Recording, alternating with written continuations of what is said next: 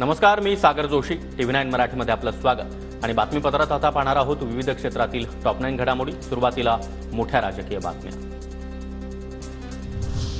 पुन्हा शरद पवार यांच्याकडे जाणार का या प्रश्नावर अजित पवार यांचं नो कमेंट्स असं उत्तर. एएनआय या वृत्तसंस्थेला मुलाखतीमध्ये घरवापसीच्या मुद्द्यावर अजितदादांनी उत्तर देणं टाळलं. पवारांवर टीकेबाबत भाजप हायकमांड सोबत चर्चा करू. मोदींनी पवारांवर केलेल्या भटकती आत्मा या टीकेबाबत अजित पवार यांची प्रतिक्रिया. तर बारामतीमधील निकालाला पूर्णपणे मी जबाबदार, जिंकणारा आणि हरणारा देखील कुटुंबातलाच, अजित पवार यांचं वक्तव्य. अजित पवार यांच्याकडून पुत्र जय पवार यांच्या बारामतीमधून उमेदवारीचे संकेत. बारामतीमधून लढण्यास मला फार रस नाही. मी 7 ते 8 वेळा लढलो. पक्षाची संसदीय समिती उमेदवारीबाबत निर्णय घेईल, अजित पवार यांचं वक्तव्य.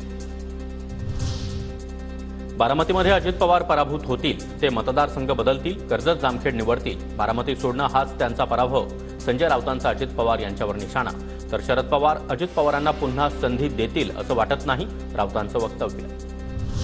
युगेंद्र पवार शरद पवार गटाकडून विधानसभेच्या रिंगणात उतरण्याची चर्चा.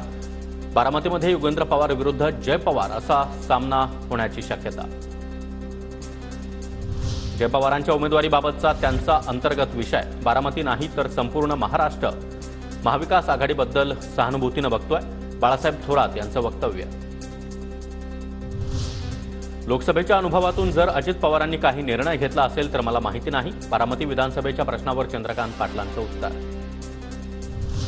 माझ्या विरोधात कुटुंबातील उमेदवार देण्यासाठी अजित पवार यांच्यावर दिल्लीतून दबाव.